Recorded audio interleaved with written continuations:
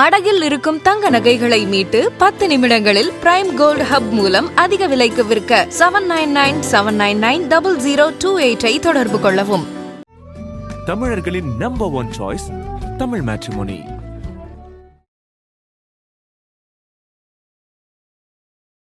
செல்வத்திலும் புகழிலும் எல்லா வகையிலும் சிறப்பா இருக்கிறவங்க தான் மற்றவர்களை விட ரொம்ப ரொம்ப தீவிரமா ஜோதிடம் ஜாதகம் பார்க்குறாங்க. இவங்க ஏன் கோடீஸ்வரனா இருக்காங்க? எது இவங்களை லட்சுமி கடாட்சம் வச்சிருக்கு? உண்மையான நேர்மையான உழைப்பு இருக்கு சார். நீங்க அவங்க பென்ஸ் கார்ல போறது மட்டும் தான் உங்களுக்கு தெரியுது. அதுக்கு பின்னாடி அவங்க எவ்வளவு உழைக்கிறாங்கன்றது நம்ம பார்க்கும்போது தான் தெரியும். அங்க இருக்கிற அவருடைய தொழிலாளர்களுக்கெல்லாம் எனக்கு படிப்பு கம்மி, ஆனா எனக்கு தொழில் நல்லா பிக்கப் ஆகி நான் கோடீஸ்வரனா இருக்கேன் சார். எத்தனை தொழில்கள் இருந்தாலும் நீங்க இந்த கல்வியை எதை பிடிச்சி எடுத்துக்கிட்டு இருப்பீங்க? ஏன்னா உங்களுக்கு புதன் நீசம். தன்னுடைய லேபர்ஸோட குழந்தைங்க என்ன படிக்கிறாங்கன்னு கூப்பிட்டு மீட்டிங் போட்டு கேட்பாரா, உங்க குழந்தைங்க ஃபீஸ் எல்லாம் நான் கட்டுவேன், பெருந்தொகையை நீங்க ஃபீஸா கட்டிட்டீங்கன்னா மிச்ச சம்பளம் இவ்வளவுதான் இருக்கும், அதை வச்சு நீங்க என்னடா பண்ணுவீங்க? அப்புறம் ஸ்கூல்ல எல்கேஜி படிச்சா இவருடைய லேபர்ஸோட பசங்க இன்னைக்கு டாக்டர்ஸ் ஆகும், இன்ஜினியர்ஸ் ஆகும், பெரிய பெரிய கலெக்டர் ஆகும், ஐஏஎஸ் ஆஃபீஸர்ஸ் ஆகும் வளர்ந்து நிற்கிறத பார்க்கும்போது பரிகாரமா பண்ணாலும் சரி, சுயநலமா பண்ணாலும் சரி, கல்விக்கு உதவி பண்ணுங்க, உங்களுடைய சன்னதியே கோடீஸ்வரனா வாழும். இன்னைக்கு இவர் விதை போட்டதுனால டாக்டரா அந்த ஒரு இன்ஸ்டிடியூஷன்ல அவர் ஒர்க் பண்ணிட்டு இருக்காங்க. உலகெங்கும் இருக்கும் ஆதம் ஆன்மீகம் நேயர்கள் அனைவருக்கும் பணிவான வணக்கமும் மனம் நிறைந்த வாழ்த்துக்களும். ஆன்மீக தேடல் இருந்தால் அவர்களுக்கு முழுமை தரும் ஒரு சேனல் தான் ஆதன் ஆன்மீகம்.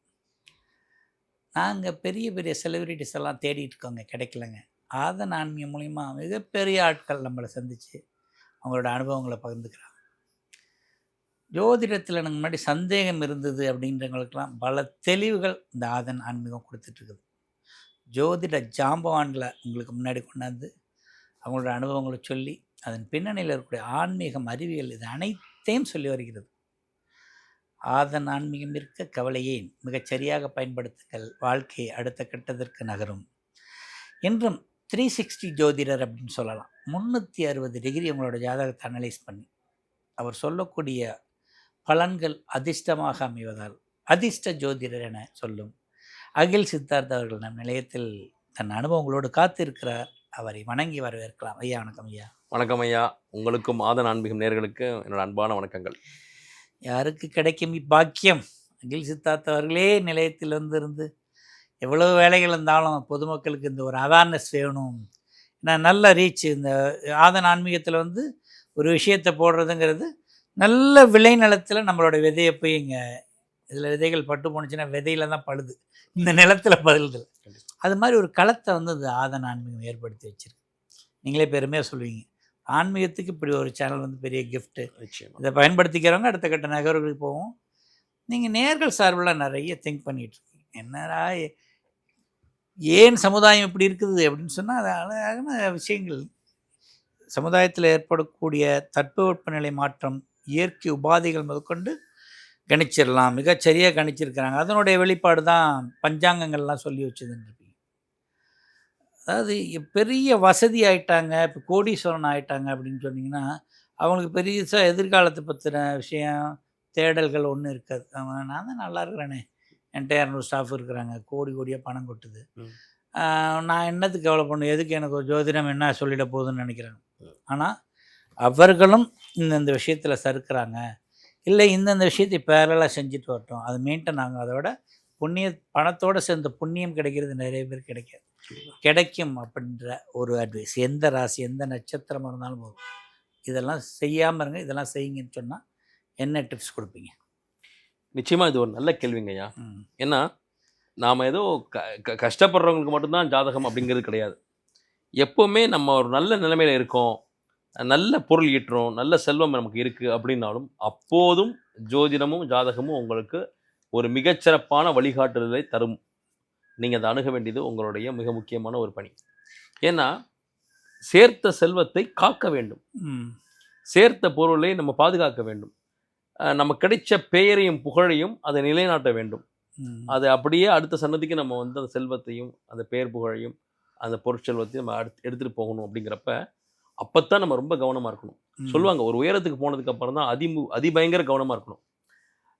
நம்ம நினச்சிட்டு இருக்கோம் செல்வந்தர்களுக்கு ஜோதிடம் தேவைப்படலை. உண்மையிலே நான் சொல்கிறேன், இதை நான் கர்வமாக சொல்லலை, அனைத்து ஜோதிடர்களின் சார்பாக சொல்கிறேன், ஜோதிட கலையின் சார்பாகவும் சொல்கிறேன். ஒருத்தர் உயரத்துக்கு போயிருக்கார் அப்படின்னாலே முதல்ல உழைப்பு. இங்கே எல்லாருமே உழைக்கிறோம். ஆனால் உழைக்கிற எல்லாருக்கும் அந்த இடத்துக்கு போகிறாங்களா? இல்லை. யார் தான் உழைக்கலை?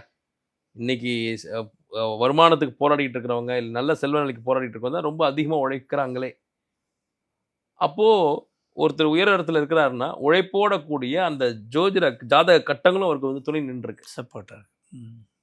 இன்னைக்கு பெரிய உயரத்தில் இருக்க எல்லாருமே இந்த உயரத்தில் நம்ம நிலைநிறுத்தணும், நாம் வந்து டாப் பொசிஷன்லேயே இருக்கணும், இந்த நிலை குறைஞ்சிடக்கூடாதுங்கிற பயம் யாருக்கு சார் இருக்கும்? ஏற்கனவே உயரத்தில் இருக்கணும் தானே இருக்கும். நீங்கள் நல்லா கவனிங்க, இழப்பதற்கு எதுவும் இல்லைங்கிறவனுக்கு எந்த கவலையும் இல்லை.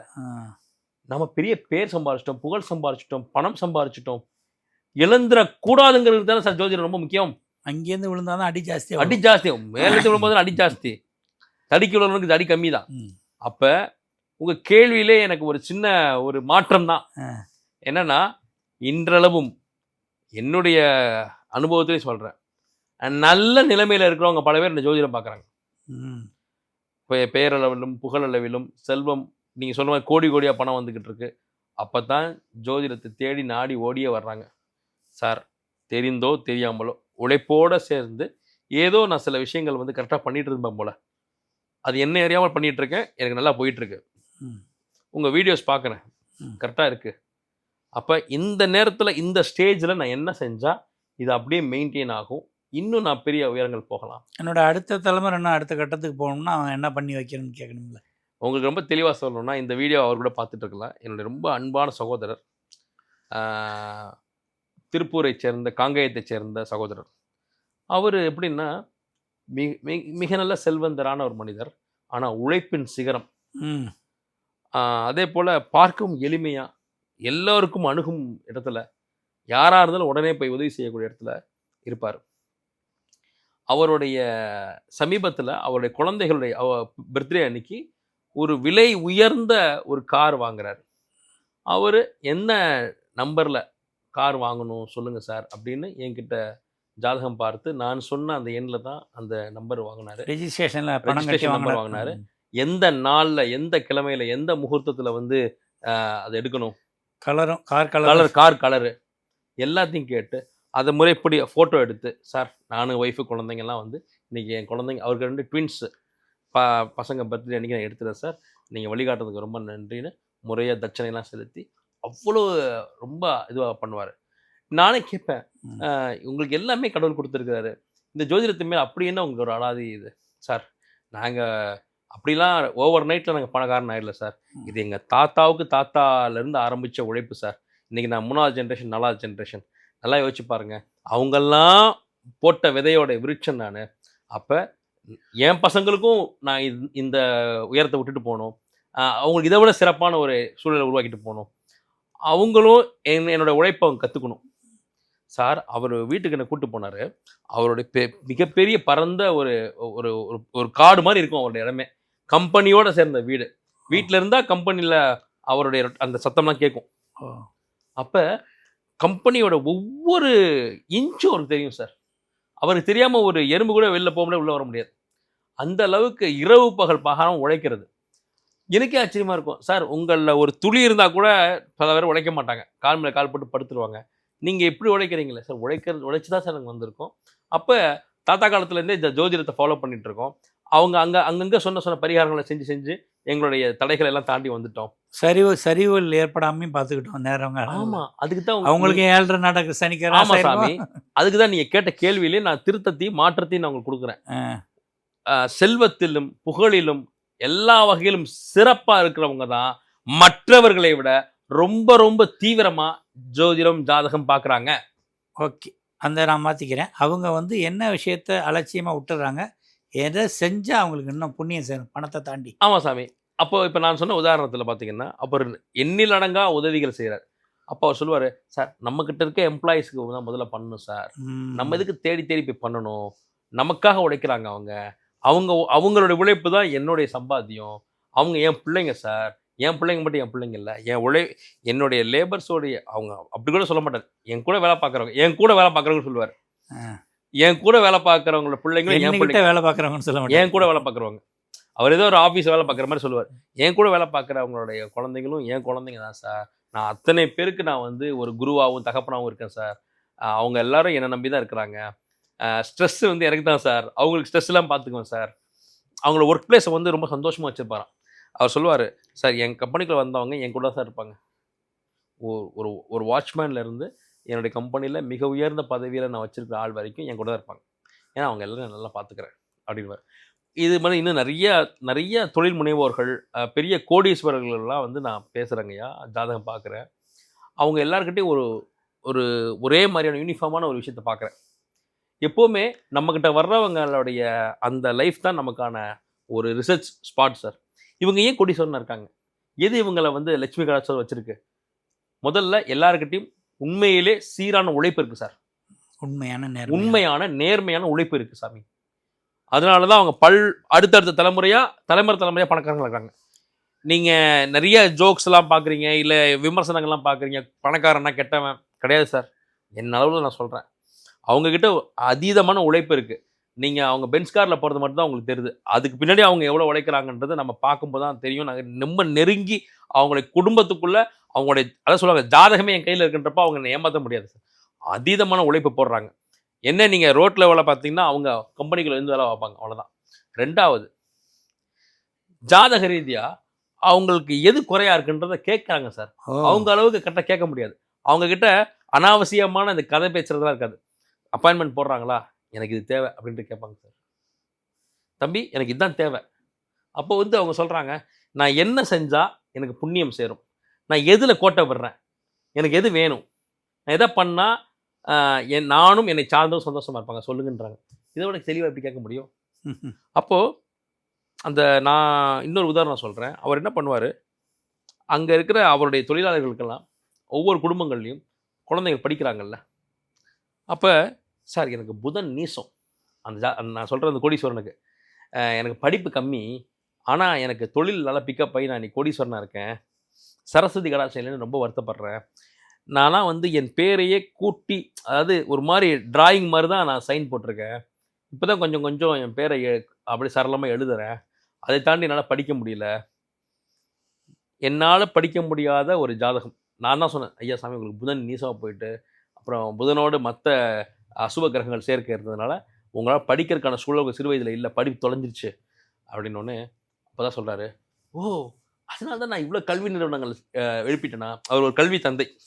நான் ஜாதகம் பார்த்தவர், இந்தியாவின் தமிழகத்தின் மிகச்சிறந்த மிக முக்கியமான கல்வி தந்தை அவர். அதாவது தொழிலதிபர். நிறைய கல்லூரிகள் நிறைய பள்ளிகள் வந்து தமிழகம் முழுவதும் பிஸ்னஸ் இருந்தாலும் அவர் பெருசாக அவரை ஷோகேஸ் பண்ணுறது படிப்பு தான். ஆனால் அவர் படிப்பு கம்மியாக படித்தவர். அவர் எங்கிட்ட கேட்ட கேள்வி அதுதான், நான் ஏன் சார் இத்தனை தொழில்கள் இருக்கும்போது இந்த கல்வித்துறைகளை போட்டு இழுத்துட்டு காக்கிறேன். அப்புறம் உண்மை சொன்னால் எனக்கு நிறைய கல்லூரிகள் வந்து நஷ்டத்தில் ஓடுது, ஆனால் மூடாமல் வச்சு அவர் மூடாமல் இழுத்துக்கிட்டு இதில் ஏதாவது ஜெயிக்கணும்னு போட்டுக்கிட்டு இருப்பார். சார் எத்தனை தொழில்கள் இருந்தாலும் நீங்கள் இந்த கல்வியை எதை பிடிச்சி இழுத்துக்கிட்டு இருப்பீங்க, ஏன்னா உங்களுக்கு புதன் நீசம். எது நீசமோ எது நம்மகிட்ட இல்லையோ அதுதான் வேணும் அடம்பிடிப்போம். இதுதான் நம்மகிட்ட இல்லையே, எது நமக்கு நல்லா இருக்கோ அதை போய் பண்ணுவோம்ன்றது ஜாதகம் அனுமதிக்காது சார்.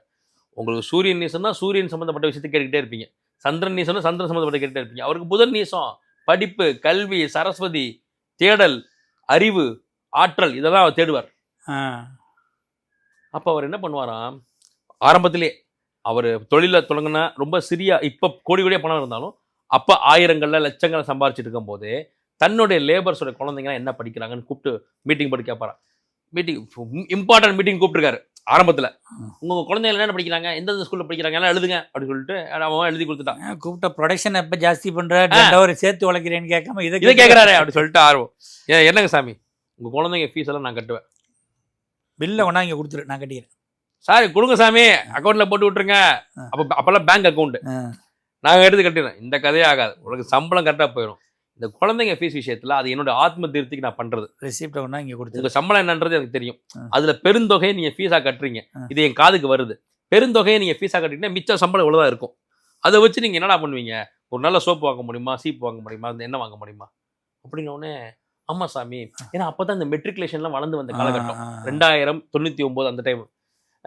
அப்போனா எங்கள் பிள்ளைங்க எல்லாமே நல்ல ஸ்கூலில் படிக்கலாமா, நல்ல ஸ்கூலில் படிக்கலாம் அப்படின்னு ஆரம்பிச்சது. மற்ற ஸ்கூல்ல படிக்கிற இவருடைய லேபர்ஸோட குழந்தைகளுக்கு ஃபீஸ் கட்ட ஆரம்பிச்சு இவரே ஸ்கூல் நம்மளே ஸ்கூல் கட்டலாமே அப்படி வந்ததுதான். காலேஜ் இத பணத்தின் நோக்கமா அவர் பண்ணலங்க சாமி. அதான் அது ஆத்மார்த்தமான விஷயம்.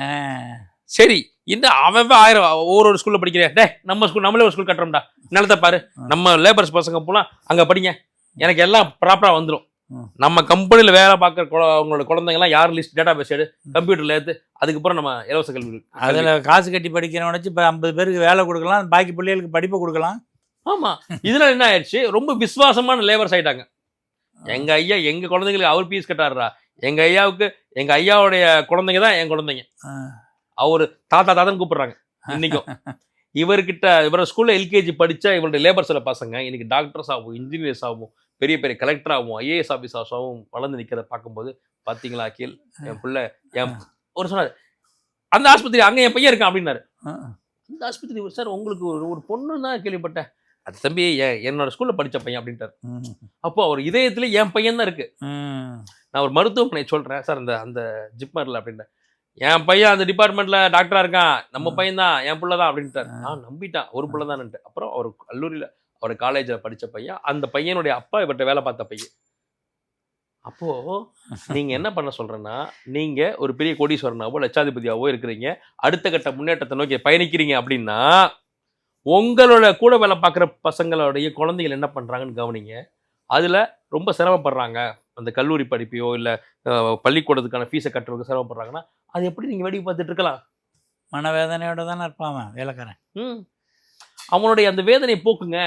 என்னப்பா பிரச்சனை சார், பையனுக்கு ஃபீஸ் கட்டணும், குழந்தைக்கு ஃபீஸ் கட்டணும், இப்போல்லாம் சம்மர் டைம் தான், இந்த புது அகாடமிக் இயர் ஆகும் போகுது, இந்த வீடியோ பார்த்து யாராவது ஒரு முதலாளி அவருடைய தொழிலாளியுடைய குழந்தைகளுக்கு ஃபீஸ் கட்டி அந்த கவலையை போக்கிட்டிங்கன்னா, ஒரு தகப்பன் உங்ககிட்ட வேலை பார்க்குறான்னு வச்சுங்களேன், ஒரு ஆணுடைய வேதனைங்கிறது பெரிய வேதனைங்க சாமி.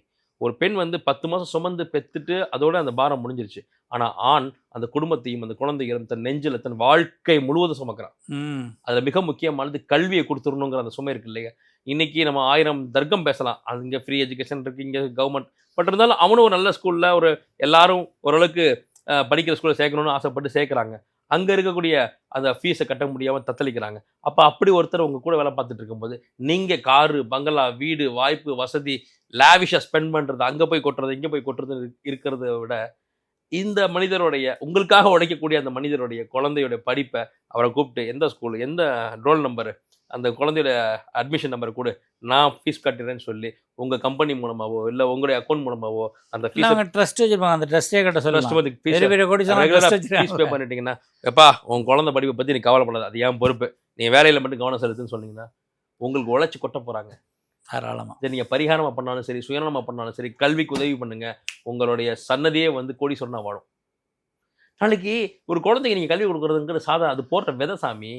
இன்னைக்கு இவர் விதை போட்டதுனால டாக்டரா அந்த ஒரு இன்ஸ்டியூஷனில் அவர் ஒர்க் பண்ணிட்டு இருக்கான்.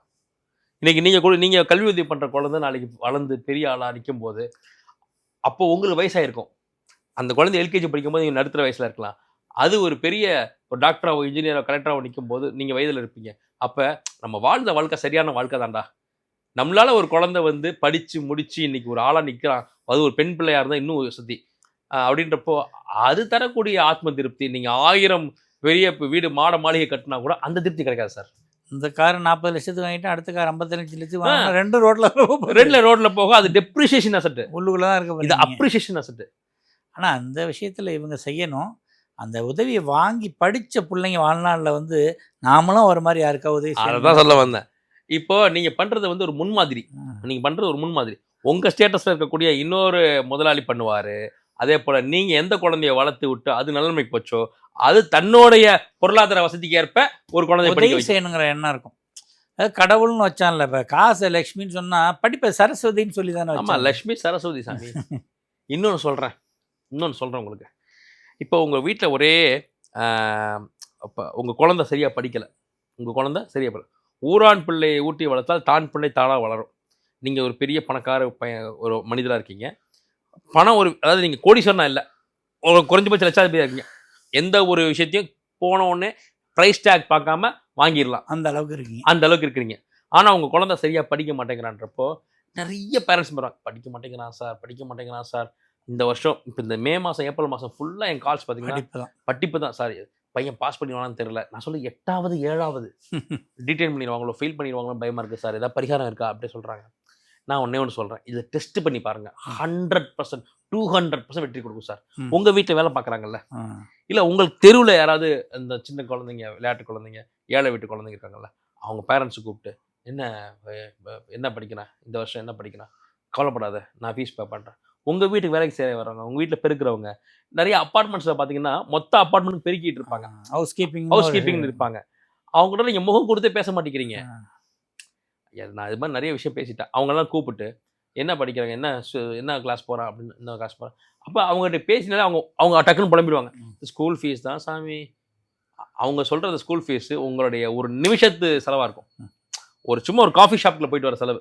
நீங்கள் வீட்டில் வளர்க்குற செல்ல பிராணிகளுக்கு ஃபுட் வாங்குற செலவு கூட. ஆனால் அவங்களுக்கு அது பெரிய பாரமாக இருக்கும். இந்த ஏப்ரல் முடிஞ்சு மே முடிஞ்சு ஜூன் ஆச்சுன்னா அவனுக்கு ஃபீஸ் கட்டணும் சார், அவனும் யூனிஃபார்ம் ஃபீஸ் கட்டணும், யூனிஃபார்ம் தைக்கிறது இப்போல்லாம் என்ன பண்ண போகிறேன். அவங்களோட மொத்த செலவே உங்களுடைய ஒரு அரை மணி நேரத்துக்கு செலவாக தான் இருக்கும். லக்ஸரி ஒரு சினிமாவுக்கு போயிட்டு வந்தீங்கன்னா என்ன அதான் இருக்கும் நிச்சயமாக. ஒரு டின்னருக்கு போயிட்டு வர செலவு அவ்வளோதான். ஒரு நல்ல சொஃபிஸ்டிகேட்டான ஹோட்டலில் நீங்கள் ஃபேமிலியோட ஒரு நாள் ஒரு டின்னர் போயிட்டு வர செலவு தான் அவங்களோட வருஷத்துக்கு செலவாக இருக்கும். அட்லீஸ்ட் அந்த அட்மிஷன் போட்டு சேர்க்கக்கூடிய செலவாக இருக்கும்.